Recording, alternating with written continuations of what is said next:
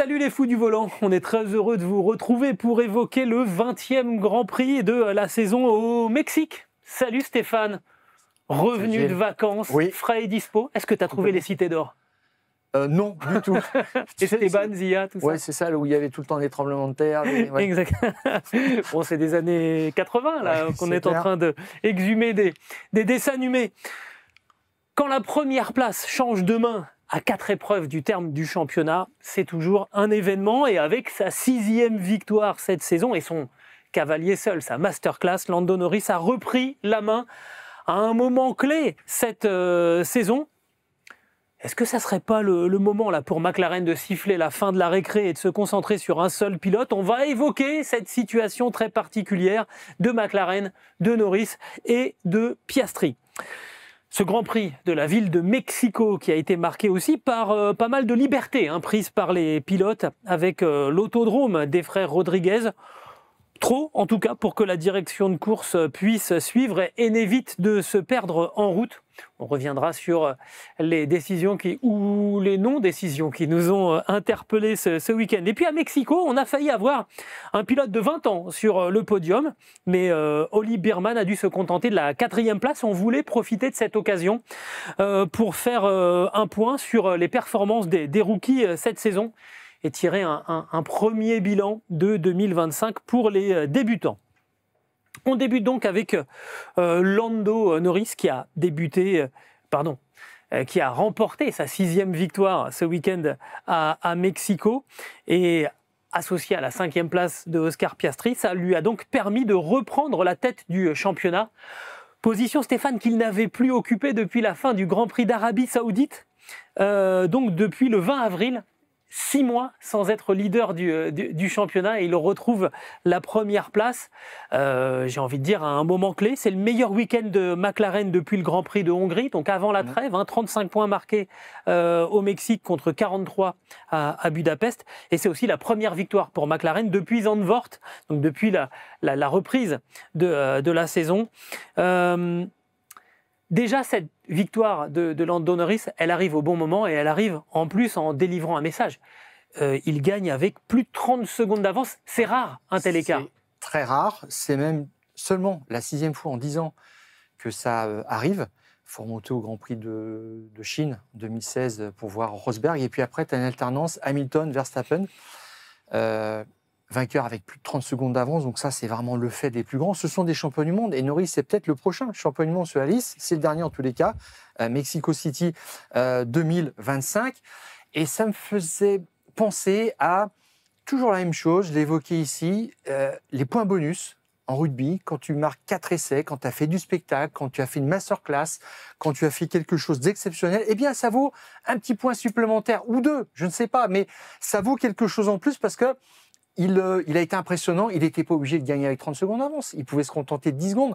Après, faut toujours faire attention. Une sorte de bonus offensif. Mais bien sûr, bien sûr. Et même, je t'avais parlé ici aussi d'un bonus défensif, c'est la même chose.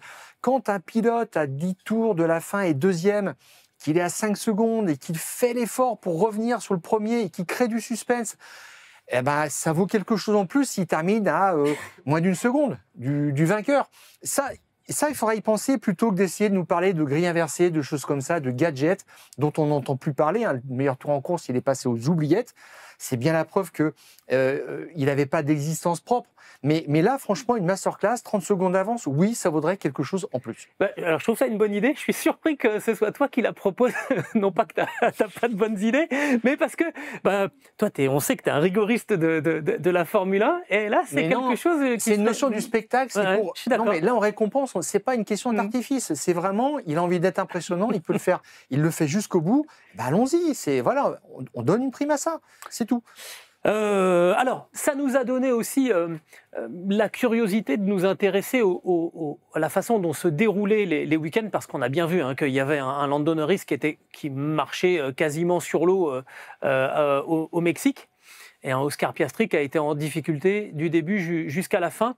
Et tu nous as sorti un petit tableau de ta création qui est une sorte de scan, un week-end type du top 3 du championnat. Il faut que tu nous l'expliques. Il est un petit peu compliqué à comprendre, mais une fois qu'on l'a compris, ça décrypte vraiment la façon dont chaque pilote de ce top 3 vit ses week-ends.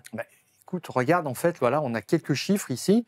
C'est les meilleurs temps en essai libre ou en partie de qualification, ou alors les vainqueurs les victoires en Grand Prix et le meilleur tour en course. Et on voit que Norris met une empreinte très forte dès les premiers tours de route, dès le vendredi, alors que Piastri monte un peu plus en puissance. Et là, ça coince, d'ailleurs, ces derniers temps. Je donne une petite aide de lecture.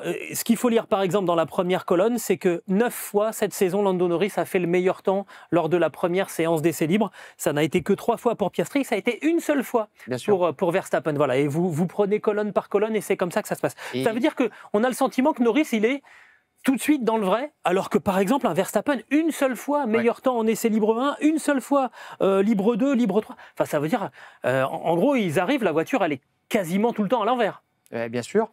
Norris a besoin de cogner tout le temps. Et je pense que ça, c'est impressionnant. Et ça, c'est peut-être aussi ce qui tape sur le moral de Piastri, qui est en déliquescence. Là, sur ces chiffres, il n'y a pas un chiffre qui a bougé dans aucune colonne de Piastri, là, depuis sa masterclass à Zandvoort. Il fait pole position, vainqueur, meilleur tour en course, leadership de bout en bout, et depuis, plus rien, pas un seul meilleur temps en essai libre, en partie de qualif, ni rien du tout. Il s'est complètement éteint là-dessus. Ça fait 5 Grands Prix que ça dure. C'est une tendance qui est extrêmement inquiétante, qui, pour moi, est plus révélatrice même que la perte du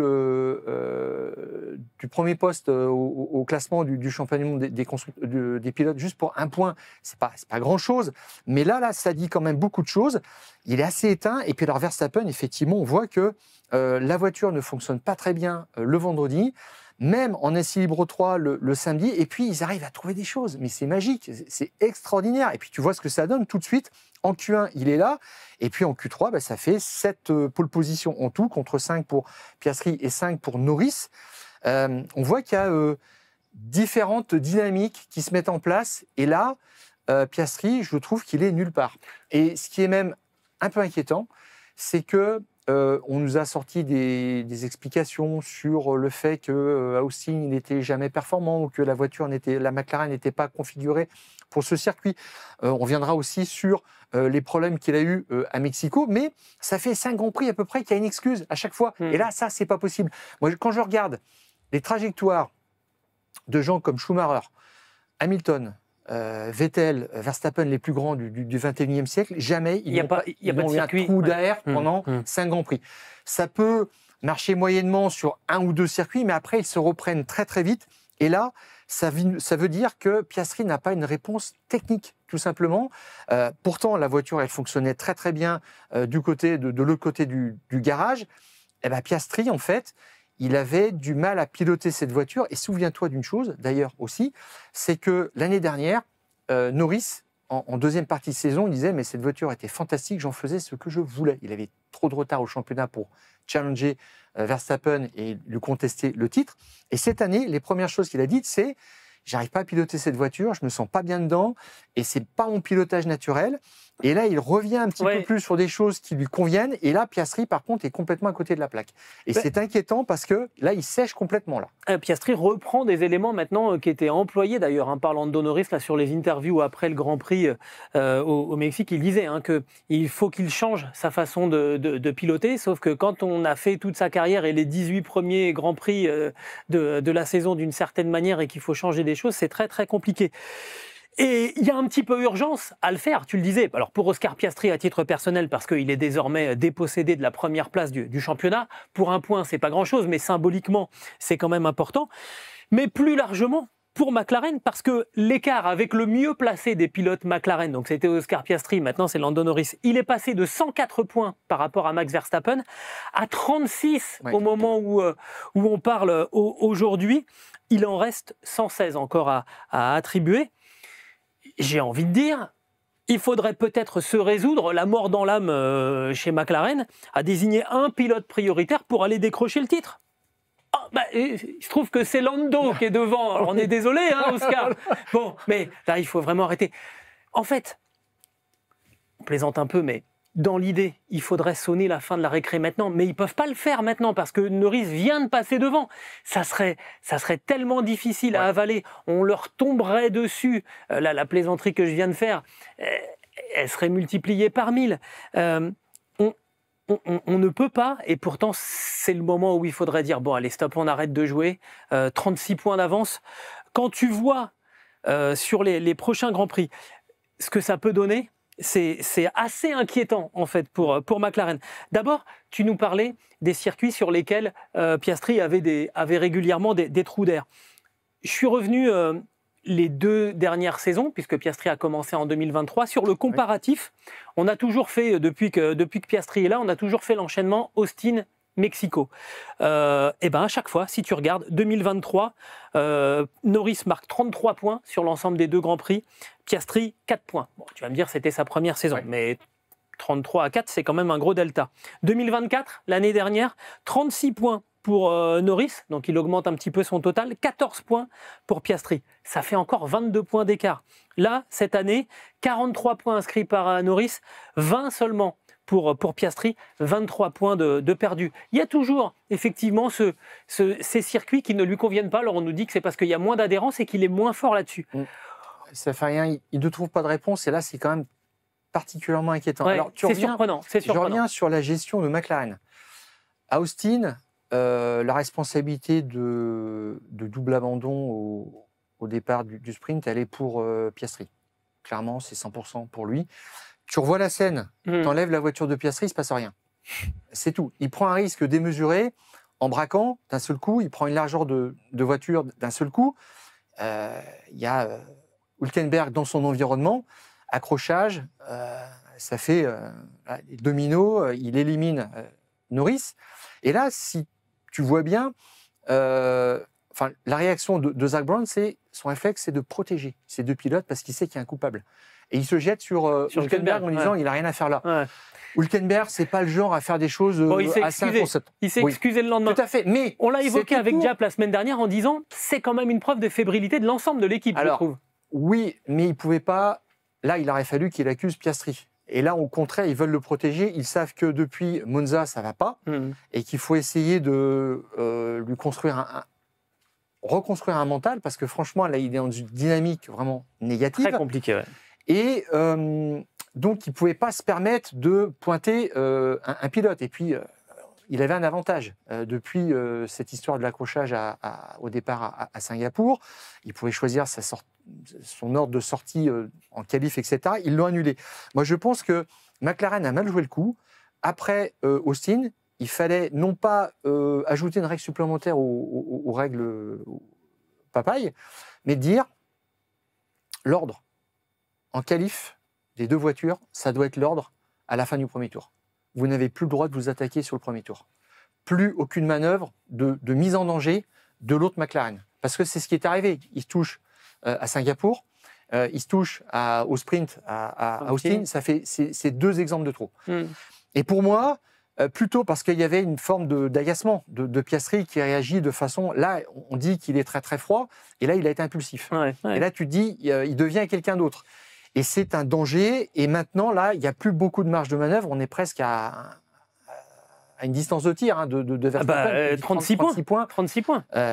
On y est presque. Ça veut dire qu'on peut plus se permettre de faire des choses comme ça. Prochain Grand Prix, les 2 voitures s'éliminent et on y est. Et là-dessus, ça permettrait quand même d'avoir un certain conservatisme et d'assurer des choses. Parce que autrement, si on a encore un coup de malchance comme ça, c'est terminé. Et puis on sait que Verstappen, il va ramasser...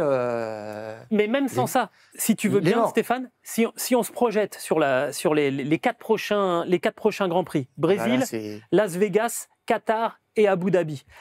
En 2024, si on reprend, on va commencer par 2023. Donc, en 2023, sur l'ensemble de ces 3 Grands Prix, la configuration était un petit peu différente puisque le Qatar était avant Austin-Mexique. Mais sur ces 4 Grands Prix, j'ai quand même compilé les 4 Grands Prix, Norris avait marqué 57 points, Norris 36. Piastri 36. Piastri 36, oui. Voilà. Donc là, on a encore un gros delta de 21 points. En 2024, l'année dernière, 59 points marqués par Norris sur ces 4 Grands Prix, 41 pour Piastri. Donc là, l'écart se réduit un petit peu, on est à 18, mais il y a quand même encore un delta. Et surtout, regarde la colonne Verstappen, parce que là, on a comparé Norris et Piastri. Ah oui. Tu regardes Verstappen, 2023. Bon, 2023, il écrasait tout sur son passage. 117 points contre 57 quand même, c'est-à-dire plus du double. Hein. Et en 2024, 75 points, c'est-à-dire 26 points de repris sur ces 4 Grands Prix. Ouais. Il est à 36 points. Oui. Rajoute un incident pour McLaren. Et Verstappen peut aller chercher le titre avec ses chiffres. C'est pas le discours d'Andrea Stella, le directeur d'équipe de McLaren, qui dit on est plus fort qu'avant par rapport à Verstappen. Je ne sais pas d'où il sort ça. Parce que c'est vrai que... Par rapport à 2023, oui. Ouais, mais ce qui les a revigorés, c'est le fait qu'ils savent que la McLaren peut de nouveau bien fonctionner. Ils nous disent qu'ils ont compris qu'ils peuvent comment remettre la voiture dans une certaine dynamique. Moi, je pense que là, chaque Grand Prix sera un cas particulier. Ouais, je suis d'accord. À la fin de la saison, et qu'il y aura des trous d'air. Ouais. Il y a parfois, ils seront complètement à côté de la plaque le vendredi, et puis ils vont ramer pour revenir le samedi. On n'en sait rien du tout, mais dire aujourd'hui, non mais attendez, tranquille, ça va le faire. Et puis, Piastri est dans une période de construction. Il est dans sa 3e saison de Formule 1, on ne le dit jamais assez. Oui, c'est pas beaucoup. Et il y a des circuits qui visitent pour la 3e fois simplement, ça ne suffit pas, c'est vrai, pour se faire un background de ce qu'il faut faire et pas faire sur tel ou tel circuit, mais il devrait quand même, déjà, avec le simulateur technique qu'il a, exactement. Avec le simulateur, je suis quand même un petit peu surpris qu'il n'arrive pas mieux que ça à appréhender certains circuits. Est-ce que tu es d'accord avec moi? Il faut en revenir à cette question maintenant. Est-ce que ça ne serait pas le moment, là, justement, pour McLaren, de dire, bon, stop, on arrête de jouer et on y va. Le problème, c'est, j'en reviens à ma question, tu n'as pas répondu, alors je veux ta réponse. Ils ne peuvent pas le faire, là, parce que Norris vient de passer devant. Mais non, n'empêche que ça serait le moment, là. Non, il faut le faire au gré des circonstances. S'il y a un doublé qui se dessine, Norris-Piastri, même à mi-course, que Piastri est 2e, Piastri doit défendre la place et faire en sorte que Verstappen ne le dépasse pas ou n'aille pas chercher ensuite Norris. Il faut protéger ça. Et il faut expliquer aux 2 pilotes que l'un se mettra au service de l'autre en fonction des circonstances, mais il ne faut surtout pas en sacrifier un.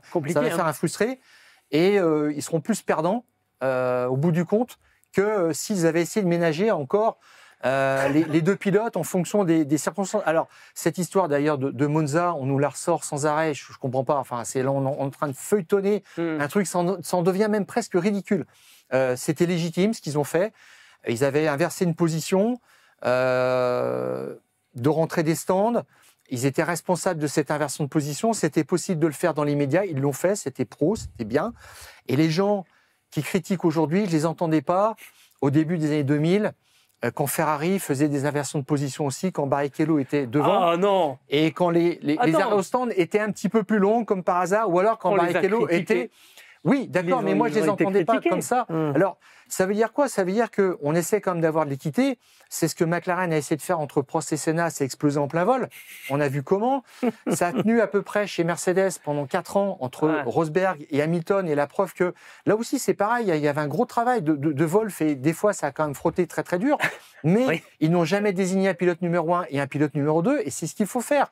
Parce qu'autrement, oui, effectivement, on a Prost et Senna, ça explose, et puis après on dit, dommage, on a bien aimé ces 2 saisons, c'est extraordinaire, et maintenant on a cassé le jouet. Donc, ils ont des pilotes encore sous contrat 2026, 2027, mais la question quand même, qui doit commencer à tarauder Zagreb. Je suis sûr que c'est est-ce qu'il re-signe Piastri encore? Est-ce qu'on met une pièce dans la machine? J'étais sûr que tu allais me dire. Mais tu peux inverser. Est-ce que Piastri il a envie de rester dans une équipe, ou même en tant que leader du championnat? Oui, mais là, il s'écroule complètement, il n'a pas d'argument. Il s'écroule après avoir mené le championnat pendant 6 mois et ne jamais avoir finalement bénéficié de ce statut de numéro 1 du championnat. Mais il n'était pas question d'avoir un statut numéro 1 de toute façon. La question se pose dans les 2 sens. Il n'a jamais mené le championnat avec plus de 34 points d'avance sur le 2e. Donc ça veut dire qu'il n'était pas question, même à mi-saison, de dire on met tout sur un pilote et on sacrifie l'autre. Ça n'aurait pas de sens. Mais pour moi, maintenant, Zak Brown, il va attendre pour se demander qu'est-ce que fait Verstappen l'an prochain. Parce que l'information super importante aussi, c'est que Mercedes a verrouillé ses pilotes. Ça veut dire que Toto Wolff est allé au bout de ce qu'il pouvait faire avec le clan Verstappen. Verstappen a dit non, je vais attendre. Et il a signé donc pour plusieurs années Antonelli et Russell. Ça veut dire que Verstappen est bloqué. Ça veut dire que Verstappen aura comme échappatoire McLaren ou Aston Martin dans les années à venir, parce qu'il attendra de voir ce que fait Ferrari. Il n'ira pas parce que la voiture est rouge. Ça ne marchera pas comme ça, il l'a déjà dit. Bon. Et là-dessus, en fait, je trouve que depuis 5 Grands Prix, Piastri s'est considérablement affaibli de par son statut et sa position chez McLaren. On va passer, si tu le veux bien, à ce Grand Prix du Mexique du point de vue de la direction de course. J'avais envie de commencer par un caramba, encore raté, parce qu'il faut quand même bien reconnaître que ça a été assez compliqué, hein, ce 20e Grand Prix de la saison, marqué par une course tumultueuse, des pilotes qui ont pris des libertés avec les limites de la piste, surtout dans le premier tour où tout le monde sait qu'il y a quand même une certaine mansuétude de la part des commissaires. Alors ils se sont fait leur petite tambouille entre eux en sortant du premier virage, en gagnant des places, puis en laissant repasser certains de leurs adversaires. Si bien que George Russell, c'est lui qui a le mieux résumé la situation, il a dit que c'était une course de tondeuse à gazon. Il est en forme en ce moment. Là, moi, je me suis dit, c'est des grands gamins dans un parc d'attractions. Ah, c'était vraiment ça. Voilà, il n'y a personne pour les surveiller, il n'y a pas un adulte, rien, ils font n'importe quoi. C'est ça, on est bien d'accord. Et puis à la fin, non, à l'écouter, ils ne se font même pas taper sous les doigts. Enfin, si, il y en a un, il s'est fait taper sous les doigts. Oui, on va y revenir. Un petit peu fort, mais autrement, si rien ne change sur la configuration du circuit, on remet une pièce dans la machine l'an prochain. Alors, je crois qu'on en avait déjà parlé l'année dernière, mais on pourra y retourner l'année prochaine si rien ne change. En fait, c'est surtout au 6e tour. Bon, il y a déjà eu ce premier virage où ils arrivent à 4 de front. Verstappen finalement élargi. Leclerc aussi ressort premier alors qu'il était 3e en rentrant dans le virage. Laisse passer Norris parce que là c'était quand même gros, mais ne laisse pas repasser Hamilton parce que de toute façon on va pas porter plainte en interne chez Ferrari. Bref, c'était un peu du n'importe quoi, mais bon, soit c'était le premier virage, passons. C'est surtout au 6e tour que les commissaires ont eu quelques sueurs froides quand Max Verstappen attaque Lewis Hamilton pour la 3e place au freinage numéro 1, contact. Hamilton prend l'échappatoire, mais ne suit pas exactement le tracé prévu. Je ne sais pas si tu as vu le tracé, c'est la largeur de la voiture. C'est une voiturette de golf. Là, c'est ça, c'est une voiturette de golf qui peut passer. Une F1, c'est plus compliqué. Donc, on ne va pas sanctionner Lewis pour le contact. Logiquement, oui. Heureusement. On ne va pas sanctionner non plus Verstappen pour le contact. J'ai été un petit peu surpris quand même parce que c'était border. Mais par contre, on sanctionne Lewis Hamilton de 10 secondes parce que, en fait, en coupant la trajectoire, il aurait gagné un peu trop de temps. Honnêtement, il y a un moment, moi, j'y comprends plus rien parce que, alors, certes, avec les nouvelles règles qui nous avaient été édictées, on voit bien que Verstappen a quelques centimètres l'axe des roues avant devant celui de Lewis Hamilton. Donc en fait, c'est lui qui a la priorité. Il arrive trop vite, il vient toucher Hamilton, mais à la fin des fins, c'est Hamilton qui est quand même pénalisé dans cette histoire. La règle dit qu'il doit pouvoir contrôler sa voiture après le point de corde, ce qui est le cas aussi avec... il ne contrôle pas tout à fait puisqu'il va au contact, donc il ne la contrôle pas. On ne peut pas dire qu'il était en freinage trop Il n'était pas tardif. En perdition, il n'était pas très loin, mais il n'était pas en perdition. Et il joue avec ça. Et dis-toi une chose, dans ces circonstances-là, moi quand je vois ça, je me dis toujours la même chose. Verstappen, il est très intelligent. Il connaît très bien le règlement. C'est le plus fort. C'est celui qui se fait pincer le moins souvent parce qu'il connaît, il sait jusqu'où il peut aller.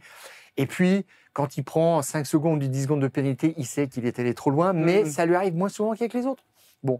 Et il est très intelligent, c'est une science de la course. Et puis sur d'autres points du règlement, on voit aussi qu'il connaît ça sur le bout des doigts. Il pourrait être directeur sportif en Formule 1, il connaît le règlement par cœur.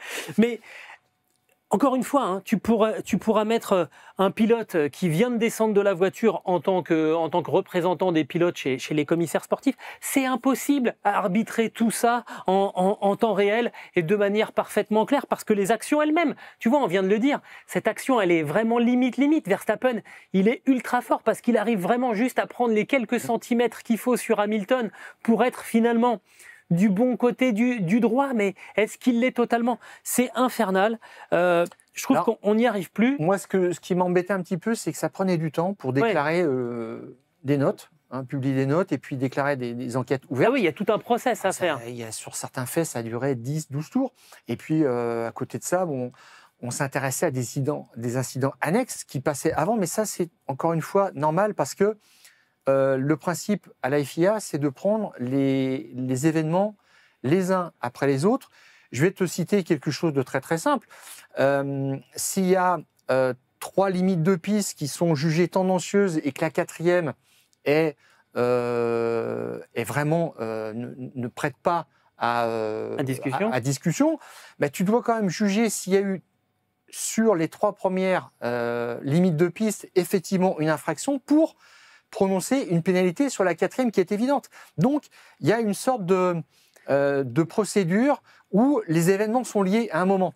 Et tu es obligé de les prendre en compte. Et puis, par respect aussi pour les autres pilotes, tu dois juger tout le monde équitablement, mais ça arrive tard. Je suis d'accord, sauf que là, il y a l'accrochage entre... Et tu as l'impression que les gens sont dépassés parce qu'on prend en compte après trop de data.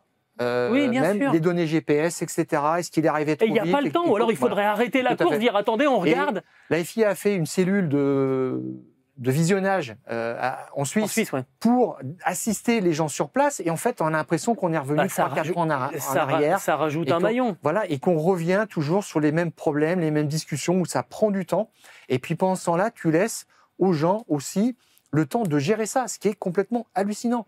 Et même, moi, dans l'esprit, ce qui me pose problème, simplement, c'est qu'il y a une forme de désinvolture. Les pilotes, en fait, maintenant, ne freinent plus correctement sur des départs quand ils savent qu'ils ont un joker. Et c'est ce qu'a dénoncé George Russell. Ils savent qu'ils ont un joker, ils le prennent tout de suite. Oui, ils en prennent même 2 ou 3, ça pose pas de problème. On fait les voyous, et puis après on voit, et puis on dit ah ouais non là ça c'est trop vu, je vais rendre la position. Non, c'est pas comme ça que ça se passe. Il y a infraction, donc il y a pénalité. Et là, je me disais, il manque au minimum de toute façon un long lap. Et tu rends pas la place en gérant ça. Tu as une sanction, c'est-à-dire que le long lap, bah, tu peux perdre 2-3 places.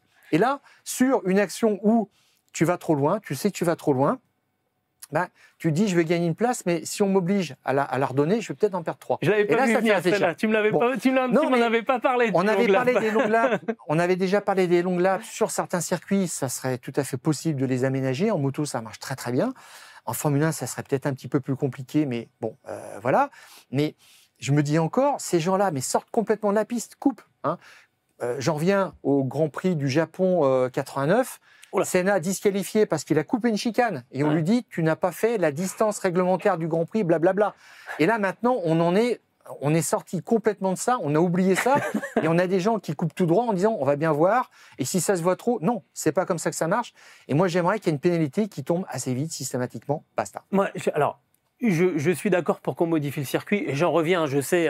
C'est ce que réclame George Russell. Je pense qu'on en viendra à ça quand même raisonnablement, parce que là, c'est même trop tentant. Mais sincèrement, enfin, moi, je n'avais pas pensé au long lap, je suis pas forcément très, très séduit, je veux bien essayer d'y réfléchir. Mais remettez-nous, excusez-moi, je vais repartir sur la même rengaine, mais remettez-nous des bacs à gravier. Mais c'est ce qu'a dit George Russell. Mais oui, je suis d'accord avec George. Premier virage à Spa, ils ont mis du gravier. Bien sûr, il n'y a plus rien, c'est terminé. Voilà. Je suis désolé, vous mettez du gravier dans cet enchaînement 1, 2, 3, vous mettez du gravier dans l'enchaînement 4, 5, 6. Et il n'y a pas ces histoires de je survire un peu, hop, j'ouvre le volant, je tire tout droit, je m'égaze et je revois après où je m'intègre. Et puis tu mets un gravier, c'est punitif, mais à Spa, cette année, il y a eu 0 abandon. C'est une première dans l'histoire du Grand Prix. Parce que c'est quand même des pilotes professionnels, donc, à part quelques-uns. Mais ils savent jusqu'où est-ce qu'il ne faut pas aller, etc. Et ils font suffisamment de simulateurs aussi, ils sont suffisamment entraînés, ils savent où ils mettent les roues, etc. Mais tu leur donnes une possibilité, une largesse, ils la prennent. C'est logique. Bon. Et alors, je veux bien croire que les dégagements bitumés, c'est pratique parce que ça fait moins de casse, ça oblige à moins faire intervenir les C'est sur la pression des équipes, qui ont des sponsors, qui disent, moi, si je pars une voiture dès le premier tour, on voit 2 fois moins mes sponsors. Prends un pilote qui sort ça. Mais bien sûr. Mais après, il n'y a plus d'effet punitif. Et puis, quand tu regardes un petit peu tout ça, globalement, ces pilotes qui se permettent des choses. Alors, il y a George Russell qui a dit, en fait, l'honnêteté, ça paye pas. Moi, je suis resté sur la piste, j'en ai vu qui sortait, et on m'a pas rendu ma position par rapport à Verstappen. Il m'a pas rendu ma position. Il a demandé, et puis à un moment donné, à la radio, il a dit, mais en fait, l'honnêteté, ça paye pas. Globalement, c'était ça. Et puis après, quand même, t'as vu le cirque qu'il a fait à la radio? Là, c'était Radio Punchline, là. Et donc, les pilotes ont des formes de caprice sur tout un Grand Prix. Et c'est un petit peu la dérive de la Formule 1 moderne aussi, où il n'y avait pas de suspense pour la première place, quasiment pas pour la deuxième. Et puis on dit, avec ça, en fait, il va se passer des choses. Ça te fait des radios, ça te fait des choses à raconter, ça excite un petit peu tout le monde, mais on est sur des problèmes un petit peu périphériques, mais ça fait causer. Ça fait causer. Et quelque part, on y participe un petit peu en parlant là. Non, parce que nous, on le déplore quand même. Et je suis d'accord. On a commenté le débrief du Grand Prix de Monaco, où les 2 dernières éditions ont été d'une nullité atroce, il faut le dire, ça fait pas plaisir, mais il faut le dire. Mais le promoteur du championnat du monde dit, mais regardez le parterre de stars qu'on a au départ, etc. C'est formidable, c'est génial. Donc la course est devenue, c'est pas très grave. Et puis après, si on trouve des artifices pour faire parler quand même, eh bien, ça va exciter quand même un petit peu les gens qui ont envie de commenter ça. Je suis pas tellement pour ça. Moi, j'aurais effectivement aimé un premier virage propre, et puis on aurait vu après chacun une course se dessiner intéressante, plutôt que de se demander pendant 10-12 tours, est-ce qu'un tel va être sanctionné? On en était là, quoi. Moi, franchement, je milite. Mettez des bacs à gravier au Mexique là, sur les 2 premiers enchaînements, et on voit ce que ça donne. Juste une année, et on voit ce que ça donne. Je suis absolument persuadé que ça réduirait ce nombre de choses où... à un moment, les commissaires sportifs, ils peuvent pas tout faire en même temps. Il faut que le circuit redevienne l'arbitre d'une course de Formule 1. Voilà. Il ne faut pas qu'il y ait un autre arbitre, si c'est Pedro Lamy, si c'est Vittorio Luzzi, si c'est machin ou machin. On s'en fout. L'arbitre, c'est le circuit, c'est les limites de la piste. Une voiture qui sort, elle est sanctionnée par le circuit lui-même. Et là, tu règles tous les problèmes. Alors après, ça sera encore plus difficile de produire des dépassements. Il faut peut-être réfléchir aussi à modifier les autos pour faire qu'elles se suivent d'un petit peu plus près pour pouvoir provoquer des dépassements en mettant un diffuseur standard pour tout le monde, le même pour tout le monde. On a des ailerons au-dessus des roues qui sont les mêmes pour tout le monde. Bah, tu fais un diffuseur standard qui fait moins de turbulences. Les voitures peuvent se suivre de plus près. Oui. Et elles peuvent se dépasser avant les revirages. Je pense que le problème aussi là qu'on a aujourd'hui, c'est que on a développé les critères de dépassement, sortie de piste ou pas, etc. Et on a maintenant en fait on n'a plus de pilotes commissaires qui ont une certaine autorité pour dire c'est pas dans l'esprit du règlement, il doit être sanctionné. Je sors un peu de la lettre même du règlement pour sanctionner. Parce qu'aujourd'hui, alors c'était Pedro Lamy qui était commissaire. Alors, Pedro Lamy, il a fait 32 Grands Prix dans sa carrière pour 15 abandons. Il a marqué 1 point. Il a piloté dans des écuries de 3e zone. On ne peut pas dire qu'il a une grande expérience de ces choses-là. Mais je suis d'accord. Mais même si tu mettais Sébastien Vettel, ça serait exactement la même chose. Non, parce que ces gens-là, justement, auraient une autorité. Là, il y a Vittorio Luzzi qui fait du bon travail. Bernoldi, c'est pareil, 28 Grands Prix, 18 abandons. Warwick, 146 Grands Prix, 84 abandons. C'est-à-dire que c'est des gens qui rentraient au garage très vite quand ils faisaient la course. Bon. Et là... Warwick, il était vieux quand j'étais jeune déjà. Donc. On n'a plus un Emanuele Pirro qui a gagné 3 fois les 24 heures du monde, qui a une certaine autorité, qui est capable, au Grand Prix du Canada, de dire « je pénalise Vettel dans une Ferrari ». Ça fait un pataquès en Italie, mais des gens qui prennent sur eux pour dire « j'ai compris ce qu'il a fait ». Et sur les datas après, ils ont vu qu'effectivement, Vettel était en contrôle total de sa voiture et qu'il était sorti et qu'il était surtout revenu pour barrer la route à Hamilton. Et des gens comme ça, qui disent « voilà, moi, c'est comme ça que ça se passe et je comprends et j'ai pas besoin de data, je comprends l'esprit », je trouve qu'on y gagnerait. Et là, le problème un petit peu de la Formule 1, c'est que je pense que les commissaires sur les circuits, ça doit pas être marrant d'être enfermé dans une salle d'opération pendant 3 jours, à visionner, revisionner des actions, etc. Ça doit être fatigant. Je sais pas si c'est très, très, très bien rétribué, mais il n'y a pas de sommité de grands pilotes qui s'intéressent à ça. Et je trouve que des gens qui ont une grande carrière devraient se dire aussi, je donne un petit peu, je rends ce qu'on m'a donné sur les circuits, j'y vais pendant 4-5 fois dans l'année, c'est pas non plus le bout du monde. Et j'aurai une certaine autorité, parce que sur des cas comme ça, on dit qui décide. Alors là, Bernoldi, ah d'accord, c'est qui? Les gens savent même pas. Warwick, c'est pareil. Bon, voilà. Donc, on est aussi sur des cas de figure où... Pour moi, c'est pas un problème d'homme. Non, mais si tu avais un Niki Lauda qui était là-dedans en disant j'ai pas besoin de data, moi j'ai compris ce qui se passe et c'est 5 secondes de pénalité ou c'est 10, là ça serait, le débat serait réglé tout de suite. Bon, mais bref, là, on a il faut faire quelque chose, faisons quelque chose. Mettons nos satanés bacs à gravier et on voit ce que ça donne. On est sur toujours, c'est un dossier qui est ouvert à la FIA sur des commissaires permanents. Oui, à la FIA sur les 24 Grands Prix pour dire, voilà, on décide ça, etc. Je sais pas. Alors, on va lâcher ce sujet pour parler de la jeunesse en Formule 1, parce que il y a eu quand même une belle performance de la part d'Oli Biermann ce week-end au Mexique, qui est allé chercher la quatrième place et qui, grâce à ses 12 points ramenés du Mexique, est passé devant son coéquipier Esteban Ocon au classement des pilotes. Il est maintenant 13e alors que le Français est 16e. On a trouvé ça assez symbolique et on s'est dit, tiens, on va s'intéresser au parcours des débutants avant d'entamer les 4 derniers des derniers Grands Prix. Donc on commence par Oli Biermann. Sur la première moitié de saison, moi j'ai eu le sentiment qu'il était dans l'ombre des autres débutants. On a vu un Antonelli flamboyant, un Hadjar qui était quand même assez surprenant. On va en parler de Kimi Antonelli et de Isaac Hadjar un petit peu plus tard. Mais il a subi quand même Oli Biermann. Si je reprends sur la première partie de la saison, donc jusqu'en Hongrie, il encaisse un 27-8 face à Esteban Ocon en termes de points. Oui. Et depuis la reprise, le rapport de force il s'est totalement inversé en termes de points, 24-3 pour le Britannique, qui avait laissé échapper quelques opportunités. Il n'était pas clutch, comme disent les anglo-saxons. Là, il faut reconnaître qu'il a été ultra solide au Mexique. Je rappelle qu'il a 20 ans, c'est quand même bluffant. Est-ce que cette inversion du rapport de force là, par rapport à Esteban Ocon, tu le retrouves aussi toi dans tes datas, Stéphane? Alors oui, globalement. Alors, je me suis complètement planté en début de saison sur nos paris. Quand on avait dit à quoi pourrait ressembler cette saison, j'avais donné une victoire d'Antonelli et puis j'avais dit aussi, pense que chez... oui, c'est vrai. Et je pense que chez Haas, Ocon aura vraiment la main et éteindra complètement Biermann. C'est pas le cas. Pas le cas. C'est assez surprenant.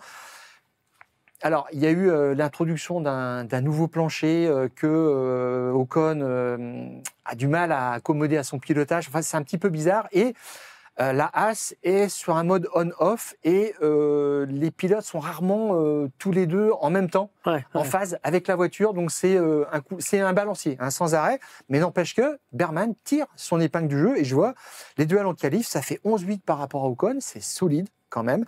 Et puis en course, ça fait 32 points à 30. Tu l'as dit, maintenant il l'a rattrapé, il l'a même légèrement dépassé.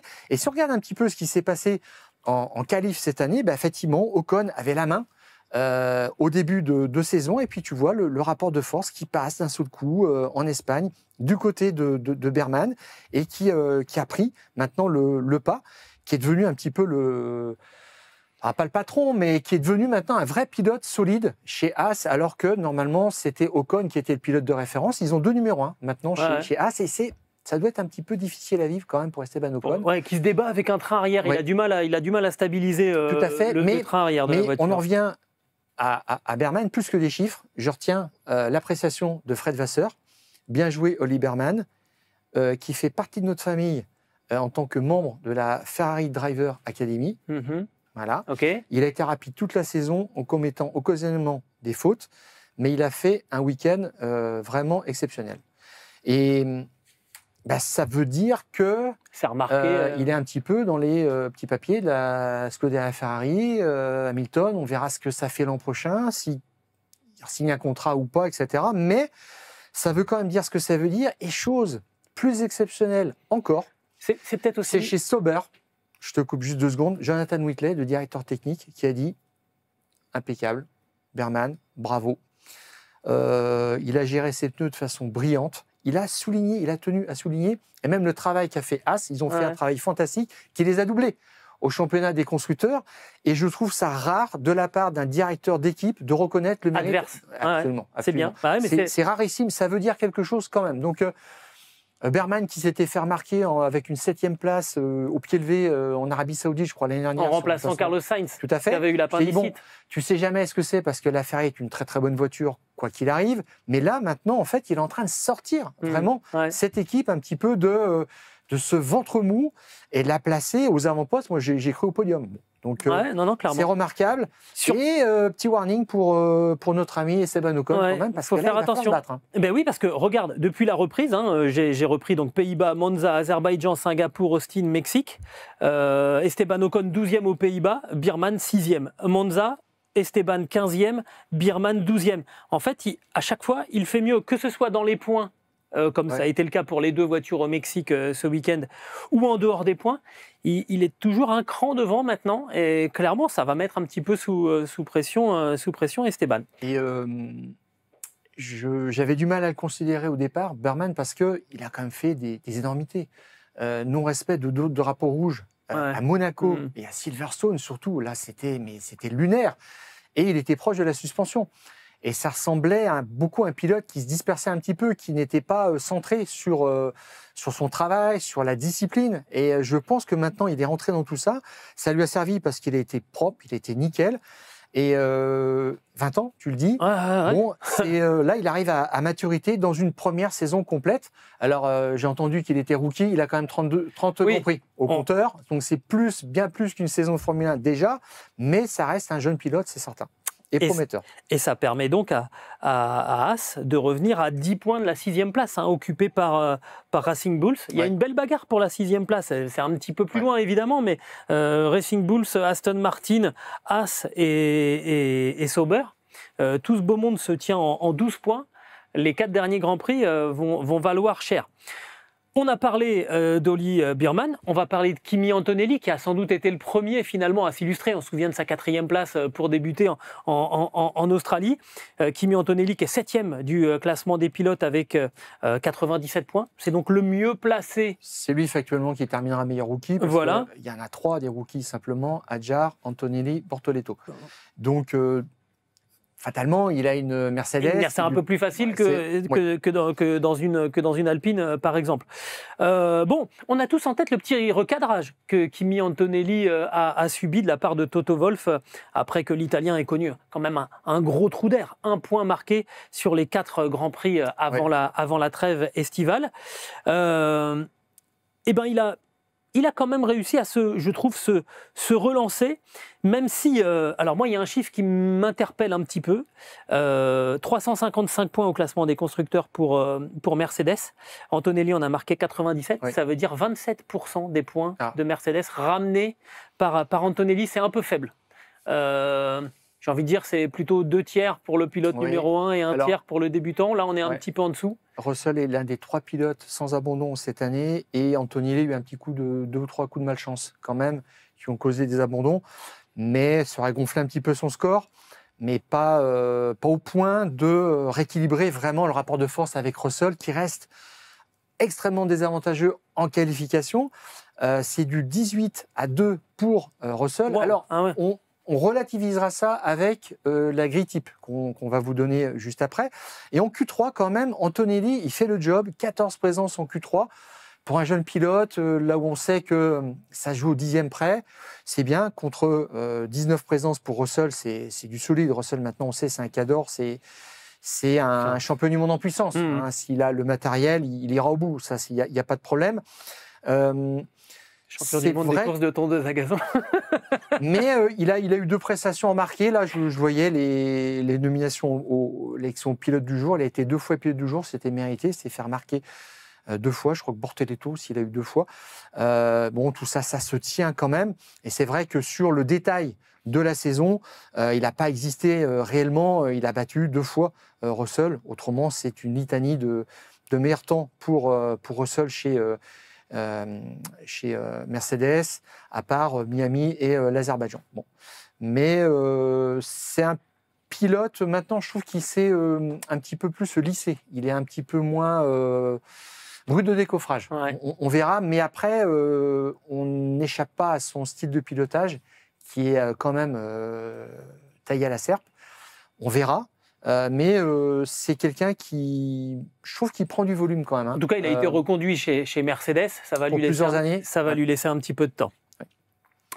On va parler, si tu veux bien, de Gabriel Bortoleto maintenant, 19e du championnat avec un total de 19 points. Alors, pour vous être honnête, c'est quand même, moi j'ai trouvé un petit peu difficile de lire la performance du Brésilien parce que on ne sait pas exactement où elle en est, cette Sauber. Il y a 2 chiffres qui me paraissent intéressants. 19 points sur les 60 de Sauber, ça veut dire qu'il a ramené 31,7% des points de son équipe. On était à 27 pour Antonelli, donc c'est un petit peu mieux dans le ratio pour Bortoleto. Et alors il y a un autre point sur lequel je me suis intéressé, c'est la progression en qualif. Sur les 10 premiers Grands Prix de la saison, Gabriel Bortoleto était en moyenne 15,9e sur la grille. 16e, oui. Voilà, 16e, on va dire. Et sur les 10 Grands Prix suivants, il était 12e en moyenne sur la grille. Ça fait quand même 4 places de gagner. Ça veut dire que tu rentres en Q2 facilement. Voilà. C'est autre chose, hein. C'est un autre monde. Et ça veut dire que ça lui permet de rentrer dans les points plus régulièrement. Je trouve qu'il y a des choses qui se passent, qu'il y a une belle progression chez Gabriel Bortoleto. Sur notre tableau de bord qui résume un petit peu le rapport de force, duel en qualif 12-8, Bortoleto, c'est quand même assez inattendu. Alors, Hülkenberg, ça n'a jamais été un tueur sur un tour, mais quand même... c'est quand même Hülkenberg. Voilà, se poser par rapport à quelqu'un comme ça. Et puis la Sauber, surtout, a vu 4 fois la Q3, et c'est le fait de Bortoleto. Bien joué, franchement. Des points... il a la moitié des points d'Hülkenberg, c'est à peu près raisonnable quand même. Et puis, ce qui est quand même assez marrant, là encore, c'est toujours pareil, c'est quelqu'un qui a pris la mesure de son matériel, beaucoup de circuits qu'il ne connaissait pas en début de saison. Et ça, c'était à l'avantage d'Hülkenberg. Et on voit vraiment qu'il y a une inversion de tendance qui s'est opérée à Miami et qui s'est confirmée en Espagne, même si les 3 derniers Grands Prix, c'est Hülkenberg qui a eu le dernier. Bon. Mais 12-8, c'est quand même assez net. Bonne pioche de la part de Mattia Binotto qui s'est quand même laissé séduire par Fernando Alonso qui lui a vendu le produit clé en main, c'est un futur grand. Parce que Alonso est le manager de Bortoleto. J'étais dubitatif et honnêtement, je trouve qu'il y a des choses intéressantes qui sont en train de se passer pour Gabriel Bortoleto. Alors il nous en reste 2 à voir, Franco Colapinto et Isaac Adjar. Je te propose de commencer par Franco Colapinto et puis on terminera par le français. Parce que c'est aussi un jeune pilote qui a un petit peu quand même quelques grands prix aussi avec derrière la ceinture chez Williams. Ouais, auparavant, l'année dernière. Et je trouve qu'il n'est pas si loin du compte que ça. Alors en qualif, c'est du 9 à 5 pour Gasly. Ça, j'ai été très surpris. En Q3, par contre, Gasly, cette présence en Q3, 0 pour Colapinto, c'est moins surprenant. Moi, j'avais complètement oublié qu'une Alpine était capable d'aller en Q3. Complètement. Et puis, c'est du 20-0, 20.0 en course. C'est évident. Là, c'est le manque. Faut s'appeler Pierre Gasly pour aller dans les points avec une Alpine en ce moment. Ah bah bien sûr. Et c'est pour ça que là, c'est sur ce score-là que Colapinto va perdre sa place de toute façon. Ou alors, bon, il y a d'autres intérêts qu'on ne connaît pas, qu'on ignore, mais il ne serait pas jugé seulement sur le plan sportif. Et puis on voit qu'effectivement, sur la répartition, Colapinto arrive quand même à exister. Donc c'est quelqu'un qui fait des efforts. Il y a même une triplette. Je vois Italie, Bakou, Singapour, où il a été le meilleur des pilotes alpines. Mais ça racle quand même les fonds de grille. C'est un petit peu embêtant. Mais par rapport à ce sentiment qu'on avait où ils dispersaient beaucoup, ils faisaient beaucoup de casse aux essais, 0 abandon en course. Donc il va au bout, mais c'est jamais dans les points. Bon, mais je ne serais pas surpris qu'il reste. On en reparlera. Il va se passer pas mal de choses d'ici la fin de. Polaron a fait sa 4e sans essai libre. Et c'était intéressant. Donc, c'est pas pour rien non plus Briatore le pouce. On verra. On termine par Isaac Adjar. On a gardé le français pour la fin. Isaac Adjar, donc, à comparer avec Liam Lawson. Alors, je trouve que c'est difficile aussi de savoir exactement ce que vaut en ce moment la Racing Bull. C'est Racing Bull qui mène cette bagarre pour la 6e place avec donc 3 petits points d'avance sur Aston Martin, 10 sur Haas et 12 sur Sauber. Il a été bluffant sur la première moitié de saison en termes de performance, en termes d'exécution, même si de temps en temps on avait des stratégies qui, moi, me surprenaient un petit peu. On l'a propulsé quasiment d'office l'année prochaine chez Red Bull. Alors je ne dirais pas que c'est remis en cause, mais Laurent Mekies a quand même souligné que Yuki Tsunoda je vais t'expliquer pourquoi. A fait son meilleur week-end au Mexique. Ce que l'on voit aussi, c'est que sur la longueur des saisons, c'est difficile de tenir une constance quand on fait sa première saison. Et il a en face un Liam Lawson, Stéphane, qui lui donne du fil à retordre. Oui, alors Hadjar, c'est le seul rookie ou jeune pilote en fait qui a pris la mesure de son coéquipier tout de suite. Il est devenu le patron, il a pris le pouvoir directement, alors que Lawson avait quand même une expérience sur des fins de saison, il connaissait certains circuits. Hadjar, il apprend tout, quasiment en permanence, sauf sur les circuits européens. Il a fait de la F2, bon voilà. Les duels et puis les circuits où il a fait les premières séances d'essais libres auparavant. Effectivement. Et duel en qualif, c'est du 13-5, c'est net. En Q3, il a 11 présences, ce qui est quand même extraordinaire pour une Racing Bulls. En 20 Grands Prix. 11 contre 6. Et puis, en termes de points, c'est ça qui me surprend un petit peu. 39-30, moi, je n'avais pas vu ça comme ça. Ça veut dire qu'au bout du compte, quand même, Lawson, il arrive à rentrer des points. Et c'est ce qu'on lui demande chez Racing Bulls, parce que des points, c'est un bon classement au championnat du monde et c'est des millions d'euros à la clé. Reversés en termes de droits de la part du promoteur. Et je vais te dire, c'est pour ça qu'il va garder sa place et qu'on le retrouvera l'an prochain chez Racing Bulls. D'accord. Avec Hadjar, parce que c'est devenu quand même un secret de polichinelle, même si avec Marco, Hadjar, tu veux dire Hadjar. Avec Hadjar chez Red Bull avec Verstappen. Et donc, je pense que c'est terminé pour Yuki Tsunoda, qui insiste quand même à chaque fois maintenant qu'il a fait un beau Grand Prix, solide, etc.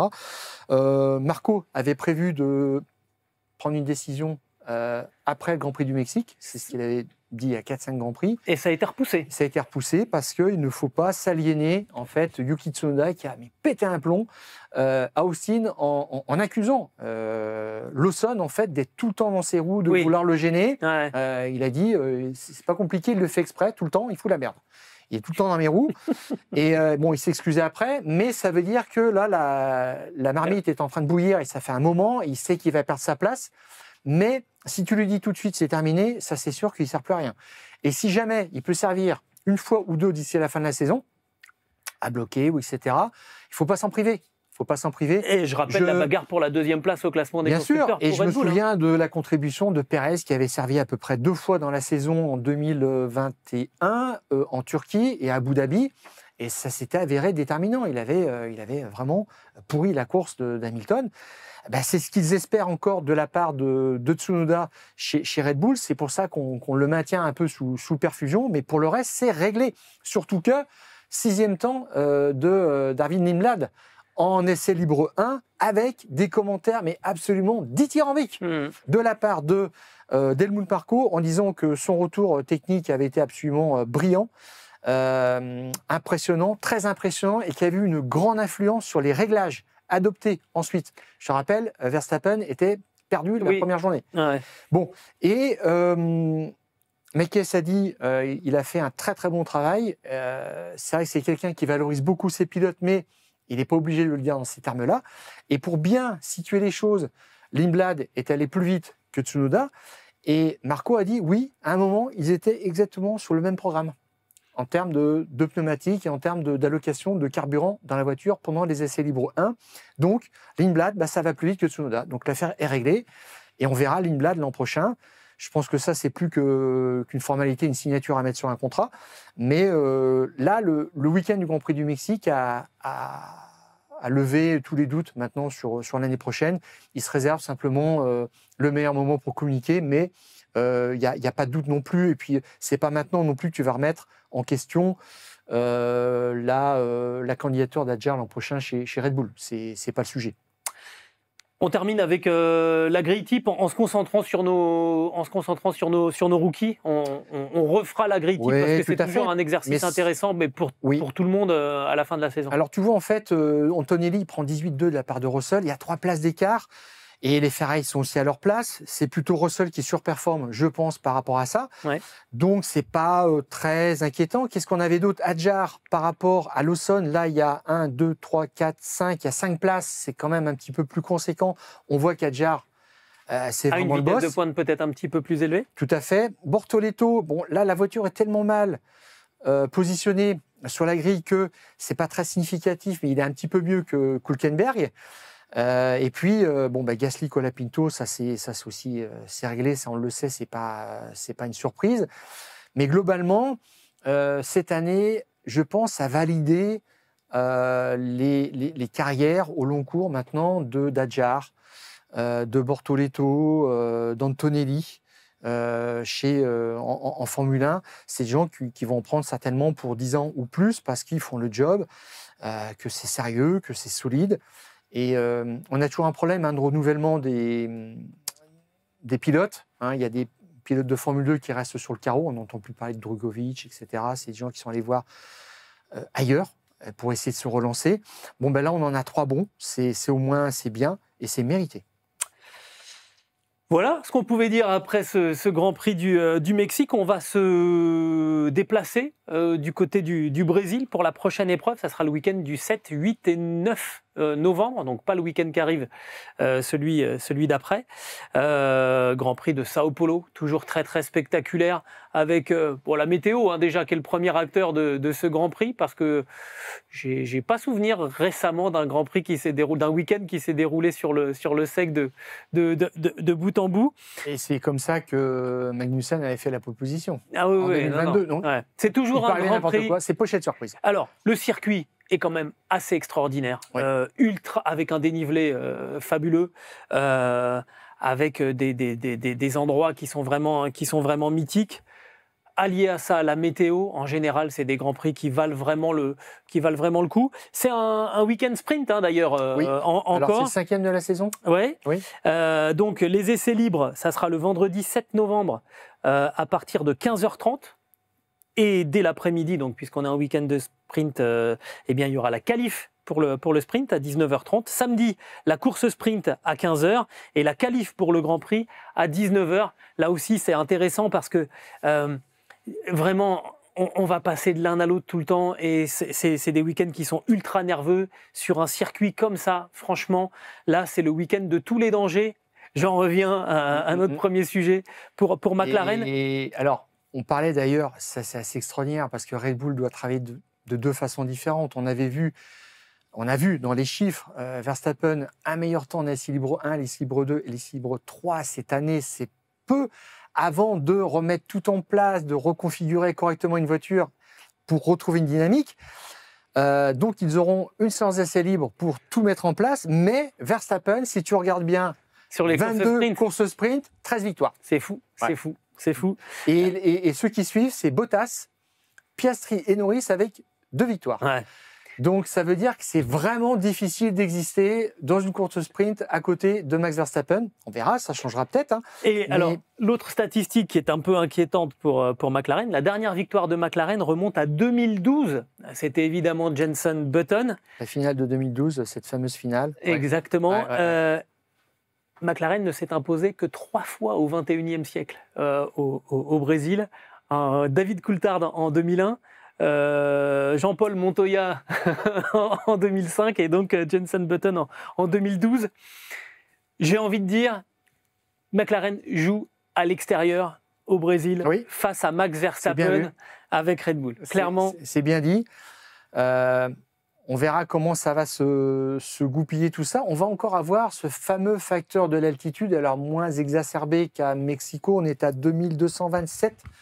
Précisément selon les données de la F1, en altitude à Mexico, là on est à 767 mètres d'altitude quand même. Et je crois que c'est le deuxième plus élevé. C'est le deuxième. Alors ça veut dire il y a une perte, en fait, il y a une raréfaction d'1% d'air par tranche de 100 mètres. Donc c'était 22% d'oxygène en moins à Mexico, donc ce qui veut dire que c'est un problème pour le rendement aérodynamique des voitures et pour le refroidissement des moteurs. Et là ça sera 8%. Donc ça reste encore un sujet, un vrai sujet et qu'il faudra maîtriser. Sur la question des pneus, c'est un cran plus dur que l'année dernière. On verra un petit peu à quoi ça nous mène. Pour un circuit qui finalement est peu agressif pour les pneumatiques, donc pas trop de problèmes de tenue. Donc je pense une stratégie à un arrêt. Tout à fait. Et puis, c'est pour ça que ça me surprend qu'on durcisse par rapport à l'année dernière. Complètement. Et puis, on espère que Sao Paulo va changer un petit peu la donne parce qu'on reste quand même sur 6 combos, pole position, victoire cette année. Donc, on espère qu'il y aura un petit renouvellement. Et puis, 2018, je notais, c'est la dernière année sans intervention de la voiture de sécurité. Donc, il se passe toujours quelque chose. Et je crois que les 2 dernières années, à Sao Paulo, c'était drapeau rouge. La course a été coupée en 2. Donc, on verra ça. Et pour les pilotes qui ont dominé, c'est pas extraordinaire. Hamilton 3 fois sur un circuit quand même qu'il apprécie particulièrement. Ouais. Et pour les pole positions, c'est pareil. 3 pour Hamilton, 2 pour Verstappen. C'est vraiment les pilotes qui ressortent. Donc, encore une fois, là, Sao Paulo est parti pour nous offrir un cocktail assez excitant. Et tu vois, je parle souvent des grands prix, des Big Five, les 5 grands circuits, Suzuka, Monaco, Monza, Silverstone et Spa. Et si on devait ajouter un sixième, je pense que ça serait Sao Paulo, de par ce qui s'y passe régulièrement, de par son fond d'histoire, la passion qui anime ce pays. Tout à fait. Et c'est toujours un moment génial quand on voit arriver un week-end à Sao Paulo. Et ben voilà, on vous a tout dit, et du Mexique et du Brésil qui nous attend pendant 10 jours. Pour patienter, allez hop, sors de l'écran et reviens. On revient avec juste des petites choses pour entretenir la passion. Ça, c'est la rubrique des mecs qui prennent un petit peu d'avance. C'est pas du tout mon cas. Vous savez, il va y avoir Noël bientôt. Bon, moi, en général, je fais les courses le 23 décembre. Moi, ce qui m'a étonné, c'est que je vois des éditeurs qui n'étaient jamais positionnés sur le sport automobile, même sur le sport, et qui commencent à faire des livres de formule. Tu te dis, il se passe quelque chose, il y a un public qui est élargi, et on en voit maintenant, il y a de belles offres dans les rayons. On en remarque quelques-unes chez Larousse, Formule 1, à travers les circuits mythiques. Ça, c'est super intéressant. On en parlait à l'instant. Exactement. C'est tous ces circuits. Alors, par exemple, Charade, qui a été l'un des plus beaux circuits du monde dans les années 70, là où se déroulait le Grand Prix de France. Donc, c'était génial. Qui existe toujours, d'ailleurs. Oui, tout à fait. Pour balayer 75 ans de Formule 1, il y a plusieurs livres. On en a vu un chez Hugo Sport de notre confrère Stéphane Barbet. Oui. Ancien de l'équipe. Tout à fait. Et puis, grand journaliste F1, endurance et tout ce qu'on veut. Et belle iconographie. Donc ça aussi, c'est pareil. Et mec charmant. Très. Ah bah bien sûr, grand monsieur. Ce qui ne gâche rien. Bah oui. Hop. Et puis là, pour vous dire aussi que voilà, on peut aussi parler des collègues. Ouais. Tout à fait, ça fait plaisir. Yann Delplanque, dans la boîte à gants, c'est un podcast avec des longues interviews. Ils sont géniaux. Et ils ont décidé de faire les versions écrites. Alors, Gilles Panizzi, Harry Vatanen, Jackie Stewart. Il y a Henri Pescarolo ou pas Il y a Jackie X. J'ai pas regardé complètement. Henri Pescarolo. Sébastien Ogier, enfin tout ça. Là, c'est vraiment. Il y a un numéro du podcast dans la boîte à gants avec Henri Pescarolo où il explique sa nuit dans la Matra sans les essuie-glaces sous des trompes d'eau. C'est pareil. Allez-y. Voilà, donc quand c'est bon, quand c'est bien, on en parle. Ouais. Et tout ça, c'est pour ravir les fans de Formule 1. Merci Stéphane. Allez, salut. Pour préparer les emplettes de fin d'année ou tout simplement pour lire ça entre 2 grands prix pour le plaisir, ce que je fais. Donc la boîte à gants, c'est mon prochain sujet. Okay. Revivre ça. Mais écoute, on sort un petit peu. C'est pas que circuit, c'est pas mal rallye d'ailleurs, mais bon, c'est juste, il n'y a qu'un pas entre les deux. Exactement. On vous donne rendez-vous donc le mardi qui suit le Grand Prix du Brésil. Si je calcule bien, ça doit être le mardi 11 novembre. Déjà, novembre. Exactement. Et puis d'ici là, Stéphane, on coupe le contact.